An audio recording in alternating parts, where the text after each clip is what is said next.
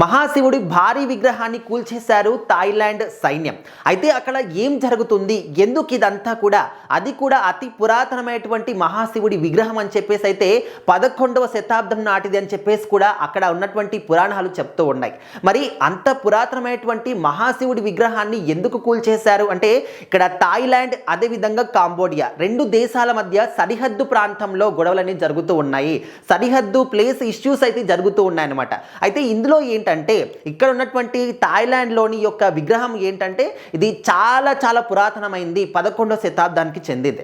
అయితే ఏంటంటే ఈ విగ్రహం కట్టిన తర్వాత కాంబోడియాలోని కొంతమంది ఇది మా యొక్క వారసత్వాన్ని కాపీ కొట్టి విగ్రహాన్ని నిర్మించారు అని చెప్పేసి కొన్ని సందర్భాల్లో ఆరోపణలు కూడా వచ్చాయి.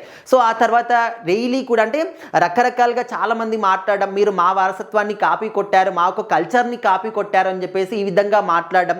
సో ఈ విధంగా ఎప్పుడు కూడా గొడవలు జరుగుతూనే ఉండే అనమాట. సో ఇది కాస్త ఇప్పుడు ముదిరిపోయి రెండు దేశాల మధ్య ప్లేస్ విషయంలో, సరిహద్దు విషయంలో కూడా ఇప్పుడు గొడవలు సాగుతూ ఉన్నాయి.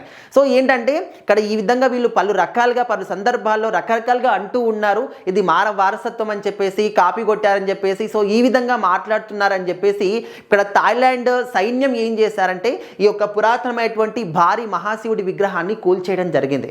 సో మరి అందరూ కూడా చాలా చాలా బిలీవ్ చేసేటటువంటి మహాశివుడి విగ్రహాన్ని ఈ విధంగా కూల్చేయడం ఓన్లీ మీ యొక్క దేశానికి, మీ రెండు దేశాలకి కాదు, సమస్త మానవాళికి కూడా ఇది అరిష్టం అని చెప్పేసి చాలా మంది కూడా మాట్లాడుతూ ఉన్నారు. మరి మన దేశానికి సంబంధించి మన భారతదేశం నుంచి ఎవరు కూడా ఇంకా రియాక్ట్ అయితే కాలేదు, భారత ప్రభుత్వం అయితే ఇంకా రియాక్ట్ కాలేదు. ఎందుకంటే సనాతన ధర్మాన్ని మన యొక్క దేశం ఎంత బిలీవ్ చేసిందనేది మనకు తెలుసు. ప్రపంచ దేశాల్లో కూడా హిందూ దేశం, హిందుస్థాన్ అనేది మన భారతదేశానికి ఉన్నటువంటి పేరు. హిందువులు అధికంగా ఉండేటటువంటి మన దేశం భారతదేశం కాబట్టి మనము ఎక్కువగా ఈ పురాణాలని కావచ్చు, దేవుణ్ణి బిలీవ్ చేస్తాం కాబట్టి మరి మనం ఖచ్చితంగా రియాక్ట్ అవ్వాలి అని చెప్పేసి ప్రతి ఒక్క హిందూ సోదరులు కావచ్చు, చూసిన వాళ్ళందరూ కూడా చెప్తూ ఉన్నారు. సో మరి అక్కడ వాళ్ళకు గొడవలు ఉన్నటువంటి క్రమంలో వాళ్ళు చూసుకోవాలి, వాళ్ళు మాట్లాడుకొని తేల్చుకోవాలి. కానీ దేవుడి విగ్రహాలని కానీ అక్కడ ఉన్నటువంటి ప్రాచీనమైనటువంటి విగ్రహాలను కానీ ఆ గుళ్ళను కానీ ఎందుకు ధ్వంసం చేయాలి అని చెప్పేసి అయితే చాలా మంది ప్రశ్నిస్తూ ఉన్నారు. అది కూడా 11వ శతాబ్దం నాటిదంటే మరి ఎంత పురాతనమైంది. అత్యధికంగా చాలా మంది శైవ భక్తులు కానీ అండ్ ఎంతో పవిత్రంగా కొల్చేటటువంటి శైవ క్షేత్రాల్లో ఈ క్షేత్రం కూడా ఒకటి. మరి ఇలాంటి ఒక అద్భుతమైనటువంటి క్షేత్రాన్ని కానీ అంత భారీ విగ్రహాన్ని కానీ కూల్చేయడం సమస్త మానవాళికి ఎవరికి కూడా అంత మంచిది కాదు.